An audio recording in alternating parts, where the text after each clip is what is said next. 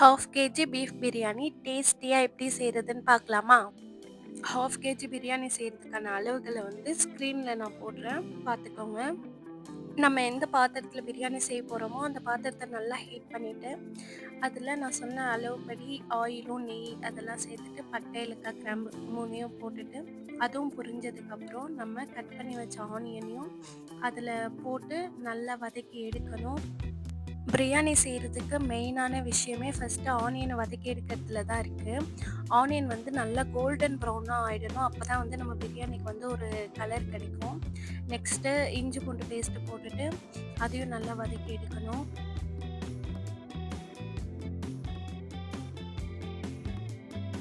இப்போது புதினா ஒரு புடி, கொத்தமல்லி ஒரு புடி போட்டுட்டு அது கூடயே பச்சை மிளகாய் 7 நான் போட்டிருக்கேன். உங்களுக்கு எவ்வளவோ அவ்வளோ பார்த்து போட்டுக்கோங்க. அதையும் லைட்டாக வதக்கி எடுத்துட்டு அப்புறம் டொமேட்டோவும் நான் ஆட் பண்ணி அதையும் வதக்க ஸ்டார்ட் பண்ணிட்டேன். நெக்ஸ்ட்டு பீஃப் இருக்கு இல்லையா, அது வந்து சாஃப்டாகிறதுக்கு ஒரு டிப்ஸ் என்ன அப்படின்னா, நான் வந்து குக்கரில் வேக வச்சுருவேன். வேக வச்சுட்டு அதுக்கப்புறம் தான் நான் பிரியாணி செய்வேன்.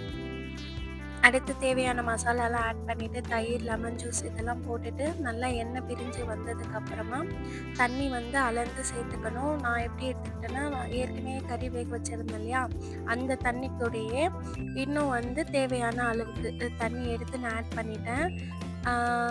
எனக்கு வந்து இந்த சொம்பில் வந்து இந்த ஒரு சொம்பு ஃபுல்லாகவே எனக்கு அரிசி வந்துச்சு. அதில் வந்து 1க்கு 2 அப்படின்ற மாதிரி நான் தண்ணி எடுத்துக்கிட்டேன். அந்த கறி வேக வச்ச தண்ணியும் சேர்த்து. ஒரு ஃபுட்டுக்கு முக்கியமானதே உப்பு கரெக்டாக இருக்கணும். அதுக்கு நம்ம என்ன பண்ணலாம் அப்படின்னா, ஒலை கொதிக்குது இல்லையா, அப்போ வந்து நம்ம டேஸ்ட்டு பார்த்துக்கணும். உப்பு வந்து கரெக்டாக இருக்கா அப்படின்னு பார்த்துட்டதுக்கப்புறம் தான் நீங்கள் வந்து அரிசி போடணும். ஒலை கொதிக்கும் போது டேஸ்ட் பண்ணி பார்க்கும்போது உப்பு லைட்டாக கரிக்கிற போல் இருக்கணும்.